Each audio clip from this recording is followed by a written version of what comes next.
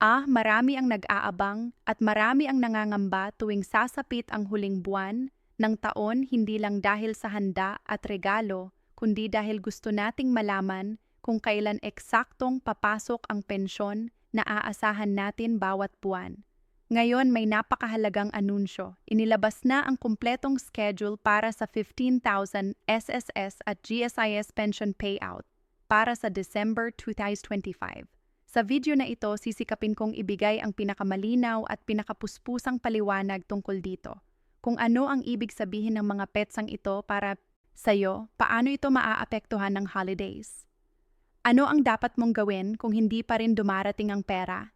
At ilan pang praktikal na payo para mas mapakinabangan mo ang pensyon ngayong Kapaskuhan. Manatili ka hanggang dulo para sa isang madaling sundin na checklist na pwede mong gamitin para tiyakin na walang delay o aberya sa pagdeposito ng iyong pensyon. Hook. Kung isa kang pensyoner o may mahal sa buhay na umaasa sa pensyon, isang saglit lang ang pagitan ng pag-aalala at katiyakan. Ito ang video na magbibigay sa iyo ng eksaktong petsa at mga hakbang para siguraduhing hindi mahuhuli ang pera mo ngayong December. Introduction. Ang 15,000 pensyon na pinag-uusapan natin ay malaking bahagi ng buwan ng budget ng maraming retirado at kanilang pamilya. Sa dami ng kailangang gastusin, gamot, pagkain, kuryente at mga handang para sa Pasko, napakahalaga na malaman natin kung kailan eksaktong papasok ang pera, ano ang maaaring magpabago sa schedule, at ano ang mga simpleng hakbang na pwede mong gawin para maiwasan ang pagkaantala. Dito ko ilalatag ng detalyado ang buong schedule, magbibigay ng mga halimbawa, ipapaliwanag ang mga karaniwang sanhi ng delay at magbibigay ng solusyon para sa bawat posibleng problema. Una, unawain natin kung paano hinahati ang mga payout ng SSS at GSIS. Para sa SSS, karaniwan ng nakabatay ang schedule sa huling digit ng Social Security number. Ang sistema na ito ay nagbibigay daan para staggered release. Ibig sabihin, hindi sabay-sabay kumukuha lahat ng pensioners para hindi magdulot ng sobrang load sa bangko at sa mga processing centers. Halimbawa, ang mga may huling digit na 1 at 2 ay maaaring makatanggap ng mas maaga sa buwan, samantalang ang mga may huling digit na 9 at 0 ay kabilang sa huling batch. Ngunit ngayong December, dahil sa malalapit na holidays tulad ng December 24, 25 at 31, may mga adjustments na ipinatupad upang maiwasan na ang petsa ng payout ay tumapat sa non-working days. Kaya ang pinakamaagang batch ay maaaring ma-advance ng ilang araw at ang huling batch ay maaaring i-advance din depende sa kalendaryo. Para sa GSIS, mas diretsahan ang pag-release. Karaniwan itong nakaayos para maipadala sa unang bahagi ng buwan. Ngunit sa Kapaskuhan ay madalas na pinaaga upang matiyak na matatanggap ng pensioners ang kanilang pera bago magsimula ang malawakang holiday breaks. Mahalagang tandaan na ang 15,000 na binabanggit natin dito ay batay sa mga pensioners na nasa bracket ng maximum o malapit dito. Hindi lahat ng pensioner ay tumatanggap ng parehong halaga. Ang aktwal na pensyon ay nakadepende sa haba ng kontribusyon, average monthly salary credit noong panahon ng employment at mga umiiral na rules ng SSS o GSIS sa computation ng pension. Kung mas mababa ang kontribusyon o hindi sakop ng maximum bracket ang iyong account, natural lang na mas mababa ang matatanggap. Kaya kung may kasamahan, kapitbahay o kamag-anak na nagtataka kung bakit hindi pareho ang natanggap ninyo, ito ang pangunahing dahilan. Sa video na ito ay hindi lang tayo titingin sa eksaktong PSA, kundi ipapaliwanag din natin kung bakit may pagkakaiba-iba sa halaga ng natatanggap. Para sa mga may mga bank accounts, tandaan ang isa sa mga dahilan ng pagkaantala. Hindi updated ang bank account details sa SSS or GSIS records. Napakaraming kaso ng delayed payouts dahil sa maling account number, maling account name o inactive na account. Kaya bago pa man mag-December 20, siguraduhing naka-verify at active ang iyong account. Kung kinakailangang mag-update ng bank details, gawin ito ng maaga at huwag hintayin ang huling linggo.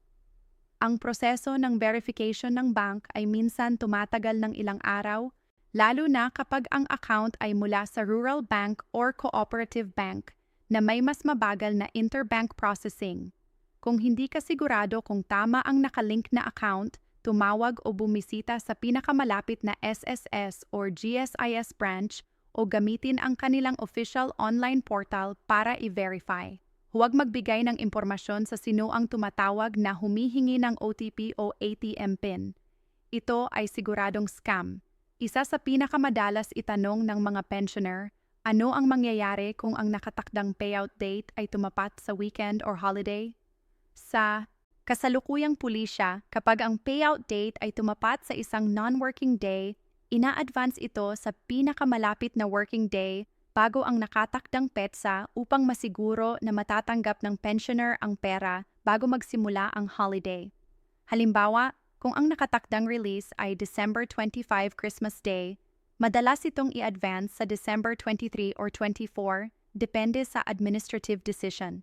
Ito ay isang hakbang upang hindi mapailalim ang pensioner sa delay dahil sa holiday closures. Gayunpaman, kapag ang bank processing ang sanhi ng delay, maaaring may dagdag na oras na kailangan bago mag-reflect ang deposito sa iyong account, lalo na kung may weekends or holidays sa pagitan ng release date at ang araw na naisagawang batch processing ng bangko. May mga espesyal na kaso rin na dapat pag-usapan tulad ng mga survivor pensioners, disability pensioners at special pension releases. Ang survivor pensioners, sila ang mga tumatanggap dahil sa pagkamatay ng miyembro ay kadalasang sumusunod sa parehong payout schedule. Ngunit may mga documentation requirements na dapat kumpleto para patuloy ang release. Kung may kulang na dokumento, pwedeng ma-hold ang payout. Para sa disability pensioners, may pagkakataong may special review or assessment na kailangan bago maipagpatuloy ang pagbabayad, lalo na kung may pagbabago sa medical status. Kaya kung ikaw o ang iyong mahal sa buhay ay kabilang sa mga kategoriyang ito, siguraduhing nakaayos ang lahat ng medical certificates at legal documents bago mag-December para maiwasan ang pagkaantala. Ngayon pag-usapan natin, ang pinakamahalagang hakbang na dapat mong gawin upang matiyak na matatanggap mo ang pensyon ng walang problema. Una, i-verify ang account details. Pangalawa, siguraduhin ang contact information mo, lalo na ang mobile number at email, ay naka-update sa SSS GSIS records para makatanggap ka ng official SMS or email notification ng release. Pangatlo, mag-monitor ng bank statement or online banking app sa mismong araw ng release para agad mong makita kung may deposit. Pang-apat, kung walang deposit sa loob ng 48 oras matapos ang official release date, agad na mag-follow up sa bangko at sa SSS GSIS. Huwag maghintay ng mas matagal dahil minsan mas mahirap i-trace ang transaction kapag lumipas ang ilang araw. At panglima, iwasan ang pagbibigay ng personal at bank details sa mga tumatawag at nagsasabing sila ay representante ng government agency, maging mapanuri at laging gumamit ng opisyal na channels. Marami ring pensioners ang nag-aalala tungkol sa posibleng mga scam na tumataas tuwing panahon ng holiday. Isa sa mga karaniwang modus ay ang mga nagpapanggap na bank officer o SSS GSIS personnel at humihingi ng OTP security code o buong ATM information. Tandaan na walang opisyal na ahensya ang hihilingin sao ng ganitong impormasyon. Ang official announcements ay nasa website at official social media pages ng SSS at GSIS. At kapag may emergency updates, kadalasan ay may SMS ang ipadadala sa nakarehistrong number. Kung may tumawag at humihiling ng confidential data katulad ng OTP o ATM PIN, agad itong i-report sa bangko at sa SSS GSIS. Fraud hotline, huwag magpa-pressure, huwag magbigay ng impormasyon at huwag mag-click ng mga suspicious links. Ngayon, magbibigay ako ng ilang practical budgeting tips para sa pensioners na tatanggap ng 15,000 ngayong December. Una, gumawa ng simpleng budget na hinahati ang pensyon sa kategorya pagkain, gamot at kalusugan, bills, kuryente at tubig, pamasahe at emergency fund. Kahit maliit lang, mahalagang may itinabi para sa emergency. Pangalawa, mag-prioritize ng kailangan kaysa gusto. Halimbawa, unahin ang mga gamot at bills bago ang mga regalo. Pangatlo, kung may natirang halaga, pwedeng ilaan ito sa maliit na negosyo o sideline na pwedeng magbigay ng dagdag na kita sa mga susunod na buwan. Pang-apat, gamitin ang mga senior discounts at mga programang pambayan na nakalaan. Para sa mga retirado, maraming local establishments at government services ang nagbibigay ng diskwento na pwedeng makatulong sa pag-stretch ng pensyon. Panglima, iwasang mangutang para lamang sa mga hindi kailangang bagay. Huwag hayaang mas malaking utang ang makuha ng mas maliit na pensyon. Sa mga pensioners na may mga problema sa pag-withdraw o hindi pa rin natatanggap ang kanilang pera, narito ang isang step-by-step na gabay kung ano ang gawin. Unang hakbang, i-check ang official release notice at tiyakin ang exact release date ng batch na iyong kinabibilangan. Pangalawang hakbang, i-check ang iyong bank account sa araw mismo ng release at sa loob ng 48 oras. Pangatlong hakbang, kung walang deposit, direktang kumatok sa bangko para i-verify kung may incoming transaction na nasa hold or kung mali ang account details. Ikaapat, kung kumpirmadong walang deposit at tama ang account details, mag-file ng inquiry or compensation request sa SCSS GSIS online portal or sa kanilang branch. Ihanda ang mga dokumento tulad ng photo ID, bank account details at anumang komunikasyon na natanggap. Ikalimang hakbang, kung hindi pa rin ma-resolve sa loob ng ilang araw, mag-follow up at humingi ng written confirmation ng status para may dokumentasyon. Bukod sa mga practical steps na ito, mahalaga ring pag-usapan ang long-term na pananaw sa pension planning. Ang GIF mahalaga buwan-buwan, ngunit para sa mas matatag na financial security, mainam na pag-isipan ang pagdagdag ng supplementary income o paglaan ng maliit na pondo para sa investment na low risk gaya ng time deposits or government bonds na available sa senior citizens. May mga local government units at NGOs na nag-aalok ng livelihood programs para sa senior citizens. Magandang ideya na alamin ang mga programang ito at mag-enroll kung kwalipikado. Ang pagkakaroon ng mentor o kaibigan na may karanasan sa budgeting at maliit na negosyo ay malaking tulong din upang hindi masayang ang limitadong pondo. Marami rin ang nagtatanong tungkol sa posibilidad ng special or emergency releases bukod sa regular monthly pension, lalo na tuwing may kalamidad o espesyal na holiday assistance. Sa nakaraan, may mga programa ang gobyerno na nagbibigay ng one-time assistance sa mga aggrieved sectors, ngunit ang availability at amount ng ganitong releases ay nakadepende sa budget allocation ng national government at sa mga pulisya ng SSS-GSIS. Kung may ganitong anunsyo, kadalasan ay official ang paglalabas at may malinaw na criteria kung sino ang makakatanggap.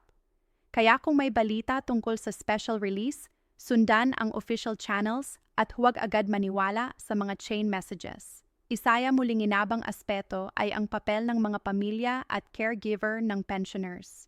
Kung ikaw ang nag-aalaga ng iyong magulang o kamag-anak na pensioner, makakatulong kung ikaw ang magiging point person sa pag-monitor ng account, pag-update ng details at pag-follow sa anumang inquiries. Ang pagkakaroon ng isang trusted family member na may access online banking at hindi sa confidential info tulad ng PIN ay makakapagpadali ng proseso.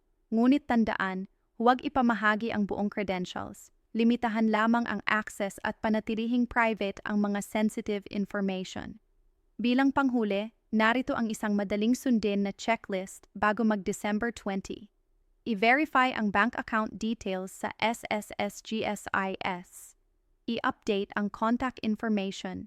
I-download o i-print ang official payout, schedule at tingnan kung anong batch ang iyong kinabibilangan. Maghanda ng photocopy ng valid at bank passbook or bank certificate.